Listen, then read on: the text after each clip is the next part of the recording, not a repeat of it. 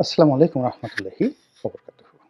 সম্মানিত দর্শক, বাংলাদেশ অতি সম্প্রতি মনে হচ্ছে পশ্চিমা দুনিয়ার যে সন্দেহ, পশ্চিমা দুনিয়ার যে অবিশ্বাস এবং তাদের যে একটা সাইকোলজিক্যাল প্রবলেম রয়েছে, ইসলাম ফোবিয়া, এর কবলে পড়তে যাচ্ছে। এবং এই বিষয়টি আমরা বাংলাদেশ যারা এই মুহূর্তে রাষ্ট্র পরিচালনা করছি, আমরা এটিকে ধর্তব্যের মধ্যে আনছি না। এবং এটির পরিণতি যে কতটা ভয়াবহ এবং ভয়ঙ্কর হতে পারে, এটি আমাদের দেশে যারা রাজনৈতিক দল রয়েছেন তারা এই মুহূর্তে অনেকেই কাউন্ট করছেন না। কাউন্ট না করে যে কর্মকাণ্ডগুলো আমরা চালাচ্ছি, এই কর্মকাণ্ডগুলো আগামীতে আমাদের জন্য বুমেরাং হবে। এবং এর ফলে কি হলো, ভারত সবচেয়ে বেশি লাভবান হবে এবং আওয়ামী লীগ সবচেয়ে সুবিধাজনক অবস্থায় থাকবে। এবং এই যে পশ্চিমাদের যে মানসিক ভীতি, ইসলাম ফোবিয়া, এবং সাম্প্রতিক সময় কতগুলো যে ঘটনা ঘটেছে আমেরিকার অভ্যন্তরে, মধ্যপ্রাচ্যে, এবং সেটির সঙ্গে সামঞ্জস্য রেখে বাংলাদেশে যে রাজনৈতিক যে কর্মকাণ্ডগুলো চলছে, এই ৩টি বিষয়কে যদি একই সমীকরণে দাঁড় করানো হয়, তাহলে বাংলাদেশে আমরা যারা সবাই সকলেই এক ধরনের বিপদের মধ্যে, মুসিবতের মধ্যে, মানব সৃষ্ট মুসিবতের মধ্যে আমরা পড়ে গেছি। এই জন্য কোনো রকম ভূমিকা না করে আমি খুব দ্রুত কিছু কথা আপনাদেরকে বলতে চাই। আপনারা জানেন যে আইএস, ইসলামিক স্টেট, এটি আমেরিকার তৈরি করা একটি দানব। যেভাবে আল কায়েদা আমেরিকারই তৈরি করা একটি দানব ছিল, ওসামা বিন লাদেন তাদেরই তৈরি করা, তালেবান তাদেরই তৈরি করা। তো আপনি যখন একটি দানব তৈরি করেন, নিজের যখন একটা দানব তৈরি করেন, একটা মেশিন তৈরি করেন, একটা মেশিন গান তৈরি করেন, একটি রাইফেল তৈরি করেন এবং অ্যাটমিক বোমা তৈরি করেন নিজে, ওটার ভয়াবহতা সম্পর্কে আপনি যতটা ওয়াকিবহাল, পৃথিবীর অন্য কেউ অতটা ওয়াকিবহাল নয়। কাজেই ইসলামী যে জঙ্গিবাদ, টেরোরিজম, অর্থাৎ ইসলামকে হেয় করার জন্য, মুসলিম বিশ্বকে অশান্ত করার জন্য এবং মুসলিম কান্ট্রিগুলোকে অস্থিতিশীল করে সেখানকার যে রাজনীতি তার উপর প্রভাব বিস্তার করা এবং সে সকল দেশের ধনসম্পদ আরোহণ করা, এই কাজ করার জন্য যে দানব আপনি তৈরি করেন, সেই দানবের যে সফটওয়্যার, হার্ডওয়্যার, অর্থাৎ সেগুলোর মেশিনপত্র কতটা শক্তিশালী, এরা কি করে কি করতে পারে, এরা কি ধরনের চিন্তা করে, এদের আর্টিফিশিয়াল ইন্টেলিজেন্স কোন পর্যায়ে দানবের, সেটা ফ্রাঙ্ক আইনস্টাইনের দানব, সেই বিখ্যাত গল্পের মধ্যে আমরা জানতে পারি। তো কাজেই আমেরিকা তার যে সকল এজেন্ট তৈরি করে, র যে সকল এজেন্ট তৈরি করে, মোসাদ যে সকল এজেন্ট তৈরি করে, এমনকি বাংলাদেশের ডিজিএফআই, এনএসআই যে সকল এজেন্ট তৈরি করে, এ সকল এজেন্টদের ব্যাপারে ওই সংশ্লিষ্ট যারা তৈরি করে তারা সবচেয়ে বেশি সন্দিহান থাকে, ভয়ের মধ্যে থাকে। এর কারণ হলো, ধরুন একটি রাজনৈতিক দল, একটি রাজনৈতিক দল কোনো একজন ইউটিউবারকে মাসে $10,000 করে ঘুষ দেয়, মাসোহারা দেয়। তো কেন $10,000 দেয়? যে তুমি আমাদের পছন্দের যারা লোকজন আছে তাদেরকে হিরো বানাবে, আর আমাদের অপছন্দের যে লোকগুলো আছে তাদের চরিত্র ধ্বংস করবে। এবং এই কাজ করার জন্য ধরুন কোনো একটা রাজনৈতিক দল সেই ইউটিউবারকে, বা ধরুন ইউটিউবারের পরিবর্তে গালকাটা কামাল একজন সন্ত্রাসীকে, বা ধরুন শেখ হাসিনার জামানাতে ধরুন একজন এরকম যারা গুম খুন করতেন এরকম একজন হারুন হন, এরকম একজন মেজর জিয়াউল হাসান হোক, যাদের সম্পর্কে বিস্তর অভিযোগ।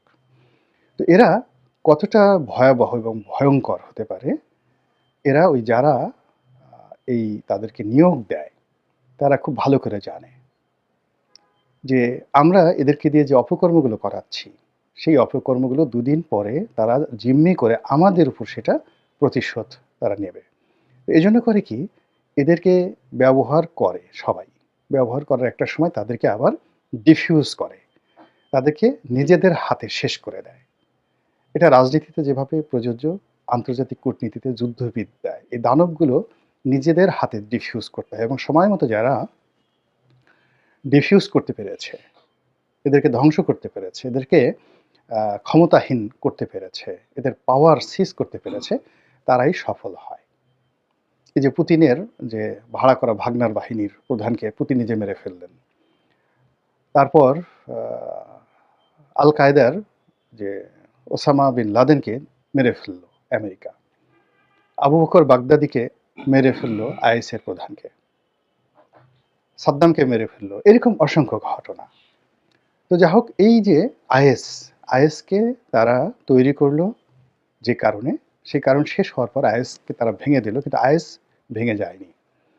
সেটি আফগানিস্তানে সে শক্তি বৃদ্ধি করেছে, সেটি মধ্যপ্রাচ্যে ইয়ামেনে গিয়ে শক্তি বৃদ্ধি করেছে, সেটির একটা অংশ ইরানের সাথে যোগ হয়েছে এবং সেটির অংশ ইরানের বিরুদ্ধে তারা যুদ্ধ করে সিরিয়ার ক্ষমতা দখল করে বসেছে।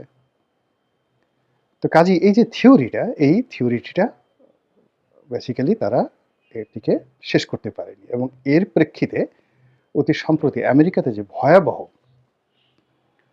সন্ত্রাসী হামলা হয়েছে এবং আইএস কর্তৃক, এজন্য তাদের মধ্যে সেই আইএস ভীতি, ইসলাম ফোবিয়া এখন মারাত্মক আকার ধারণ করেছে। যেভাবে তালেবান ভীতি ছিল, মোল্লা ওমরকে শেষ করেছে, যেভাবে আল কায়দা ভীতি ছিল ওসামাকে শেষ করেছে, যেভাবে আইএস ভীতি ছিল শেষ করেছে, সেইগুলো আবার সুদে আসলে সবগুলো মিলে একত্র হয়ে এই ভয় আবার ট্রাম্পের মতো লোককে মানে যাকে বলা হয় বিভ্রান্ত করে ফেলবে। এর কারণ হলো এমনি এই ভদ্রলোক মাথা গরম, অস্থির চিত্ত, খুব দ্রুত সিদ্ধান্ত নেন। কাজেই তিনি যেখানে যেখানে এই সন্দেহটা করবেন, যাকে যাকে সেখানে সন্দেহের তালিকায় রাখবেন, তাদেরকে পুরো শেষ করে দেবেন। এটা হলো এই ট্রাম্প প্রশাসন এবং আমেরিকা প্রশাসনের প্রথম প্রায়োরিটি। এখন আসেন আইএসের কথা। আইএস একটা জঙ্গি দল, যেটি এখন বিচ্ছিন্নভাবে কোনো একক নেতৃত্ব নাই। এমনকি যারা সিরিয়াতে ক্ষমতা দখল করেছে তারা একসময় আইএসে ছিল, কিন্তু এখন তারা আইএস নামে নিজেদেরকে পরিচয় দেয় না। কিন্তু তারপরেও পশ্চিমারা মনে করছে এরা আইএস। আফগানিস্তানে তালেবানদের সঙ্গে আইএসের অনেক যুদ্ধ, নতুন যারা এখন ক্ষমতায়, কিন্তু ওরা মনে করছে, ওদের সাইকোলজিক্যাল মনে করছে এরা আইএস।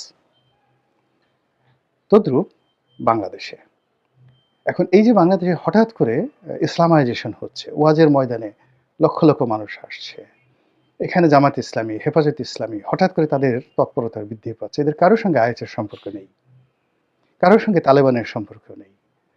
এরা এদের মতো রাজনীতি করছে বাংলাদেশের সংখ্যাগরিষ্ঠের যাকে বলা হয় সমর্থন লাভের জন্য এরা কাজ করে যাচ্ছে, নাথিং মোর।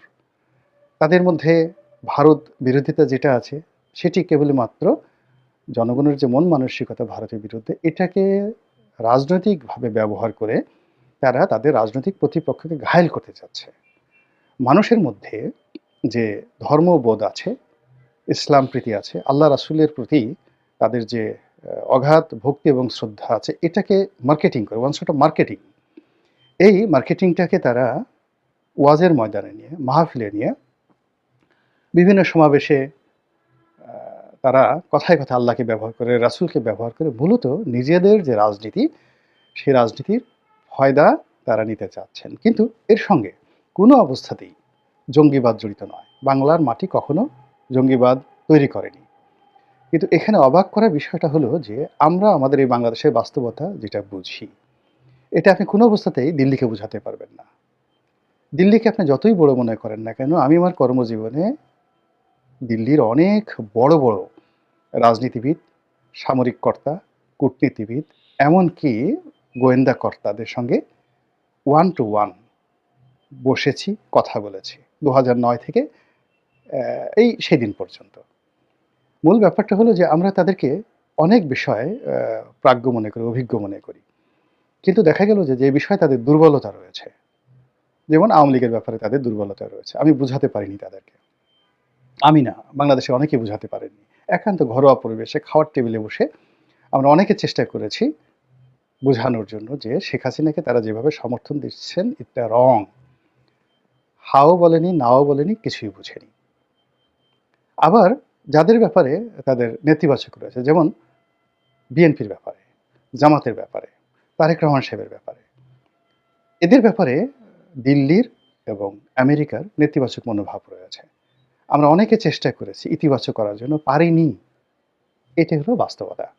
তো তদ্রূপ আ আমেরিকার এবং ইউরোপের যে ইসলাম ফোবিয়া রয়েছে, আইএস সম্পর্কে যে ভয় রয়েছে, সেই ভয়টি এখন বাংলাদেশে ইসলামপন্থীদের যে মুভমেন্ট, এটি আওয়ামী লীগের চেয়ে বেশি, বিএনপির চেয়ে বেশি।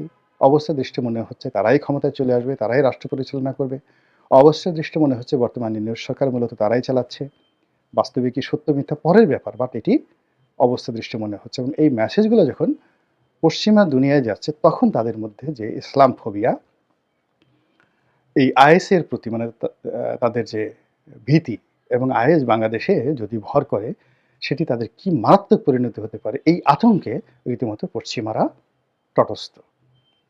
তার উপর সাম্প্রতিক সময়ে যে আক্রমণ হয়েছে আমেরিকাতে, সেই আক্রমণের কারণে যদি বাংলাদেশে যারা ইসলামপন্থী, তাদের রাজনীতির ক্ষেত্রে আমেরিকা প্রতিবন্ধকতা দেয়, এবং সেই প্রতিবন্ধকতাকে কেন্দ্র করে পুরো রাষ্ট্রের উপর তারা তাদের যে খড়গ, এটি স্থাপন করে, এবং তারা যদি বাংলাদেশ বিরোধী মনোভাব পোষণ করে এই ইসলাম ফোবিয়ার কারণে, আইএস ফোবিয়ার কারণে, এবং তার সঙ্গে সঙ্গে কিছুটা কূটকৌশল, যে এই সুযোগে তোমাদেরকে পেয়েছি, একটা ডলা দিয়ে দেই। এবং আপনি চিন্তা করুন যে টুইন টাওয়ারে যে আক্রমণ, আপনার কি মনে হয়? যেখানে আমেরিকার প্রতিরক্ষা বহু ভেদ করে একটা মশা সীমান্তে ওপারে যেতে পারে না। তো সেখানে দুটো প্লেন টুইন টাওয়ার আক্রমণ করলো পরপর, পেন্টাগনে আক্রমণ চালালো। এটি কেন? সবাই এটা নিয়ে সিনেমা হয়েছে, যে কথাগুলো বলছে যে এটা ওদের মানে আফগানিস্তান রাষ্ট্রটিকে ধ্বংস করার জন্য, তালেবানদেরকে ধ্বংস করার জন্য, মোল্লা ওমরকে ধ্বংস করার জন্য, এবং পুরো ইসলাম ফোবিয়াটাকে মার্কেটিং করার জন্য তারা এই কাজটা নিজের হাতে ঘটিয়েছে। তো সেই আমেরিকা যদি চায়, আফগানিস্তানের চেয়ে বাংলাদেশের এখন ভৌগোলিক অবস্থান, রাজনৈতিক গুরুত্ব, অর্থনৈতিক গুরুত্ব 100 টাইম, 100 গুণ বেশি। তো কাজেই এই ফোবিয়াগুলোর সাথে সাথে যদি তারা তাদের যে কূটকৌশল, এই কূটকৌশল ব্যবহার করতে চায়, সেক্ষেত্রে আমরা এই বাংলাদেশে যারা জিকির করছি, তাহেরির জিকির করছি, যারা আব্বাসীর জিকির করছি, যারা আজহারির জিকির করছি, তারপরে যারা জামাতের যাকে বলা হয় ফিকির করছি, তারপরে ইসলাম কেন্দ্রিক একটি রাষ্ট্র গঠন করার স্বপ্ন দেখছি, বাংলার আনাচে কানাচে শুধু হযরত উমরকে দেখতে পাচ্ছি, তারা মূলত কতটা বিপত্তিতে আছি, একটু দয়া করে চিন্তা করার চেষ্টা করুন। আল্লাহ আমাদের সবাইকে হেদায়েত দান করুন এবং হেফাজত করুন। আসসালামু আলাইকুম ওয়া রাহমাতুল্লাহি ওয়া বারাকাতুহু। প্রিয় দর্শক মন্ডলী, আশা করি আপনারা ভিডিওটি সম্পূর্ণরূপে দেখেছেন। তো আপনারা কে কোথা থেকে বলছেন সেটা কিন্তু আপনারা কমেন্ট সেকশনে জানাতে পারেন। আর আপনাদের গুরুত্বপূর্ণ মন্তব্য কিন্তু আপনারা সেটাও কমেন্ট সেকশনে বলতে পারেন। তো আজকে আর দেরি করব না। আর আপনারা যদি আমার চ্যানেলে নতুন হয়ে থাকেন, অবশ্যই আমার চ্যানেলকে সাবস্ক্রাইব করে থাকবেন। এ পর্যন্ত ভালো থাকবেন, সুস্থ থাকবেন। আসসালামু আলাইকুম।